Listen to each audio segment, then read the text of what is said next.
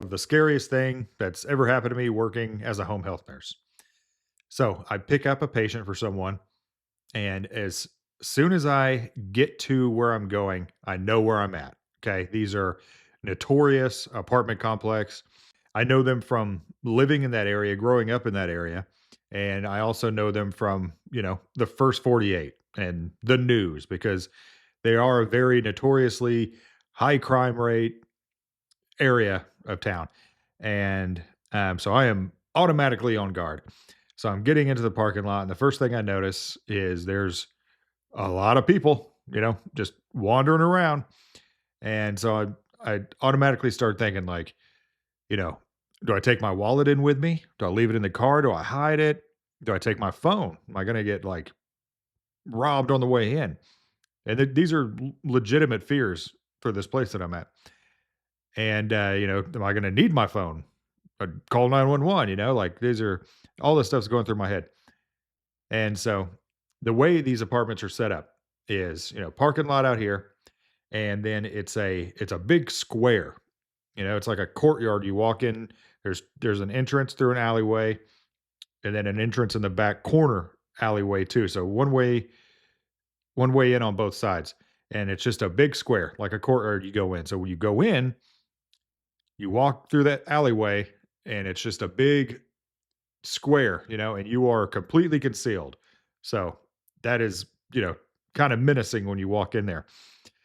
So I walk through the alleyway, and once again, there are quite a few people here in this courtyard. I get in there, and everybody's looking at me, and I'm, you know, looking at them, and there's people just enjoying their day at 11 a.m., just having a good time, and that's great.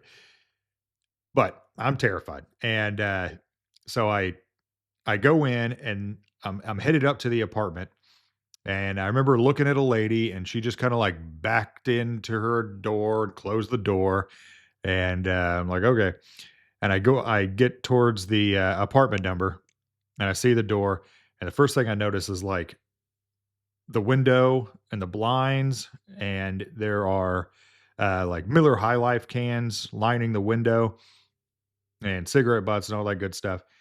And and then I hear, I can hear people inside. There's quite a few people in there. They're having a good time too. And then I notice that, the people start kind of disappearing, and it kind of gets quiet. It's kind of like that like when the woods get quiet when there's a predator. It's like what did I do? What did I say? Where's everybody going? So it went from everybody looking at me and checking me out to just like they're gone. Now there's nobody out there, which is super spooky. And once again, I'm terrified. And so I hear the apartment that I'm going to, like I walk up to the door and I hear them get quiet. I can still hear people in there. I hear them laughing. I hear somebody peeks out the blinds, and they go, in like the deepest voice you've ever heard, they go, "Shh, it's the doctor." It's like, oh, it's like they think I'm a doctor. I was like, I want to say like, hey, I'm not a doctor. I'm, in crippling debt. I don't have any money. I live paycheck to paycheck. We're working on it. You know, we're trying to say, but things keep popping up. Anyway, I don't say that, but I did like kind of knock on the door. Once again, I hear somebody shush somebody, and I am like all my instincts are telling me that this is bad and I need to get out of there. Like I feel like I'm about to get murdered. My motherly instincts kick in. So I just walk away. What I did say was, I forgot something. I'll be right back. And I start walking back, and I'm like three or four doors away from like getting out that uh, pathway to go to the parking lot.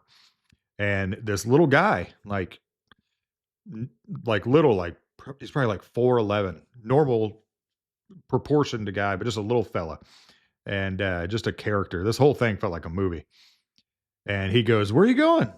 And I was like, you know, I, like, does he have anything to do with this? What is going on? Like, I feel like, I mean, I'm tingling, and so I'm like, "Oh, I forgot something in the car. I'll be right back." Thinking maybe he'll tell those guys the same thing. So, I mean, in the sound of that apartment, there were at least like four or five full grown men. That's what I heard. Okay. And the thing that scared me the most was that guy that looked through those blinds, he was like probably 3 blinds away from being at the top of the blinds.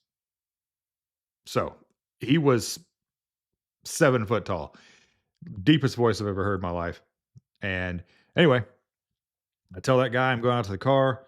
He kinda, like, follows me with his eyes, and, I walk out, I get into my car, and I called the office and it said, I don't feel safe there." And they said, "Yeah, we've heard that many times before, so you're not the only one. We're going to go ahead and discharge them. Nobody's ever seen the patient." And I was like, "Oh, okay. Well, thanks for sending me in there with none of that information." All right. Y'all have a great one. Thank you.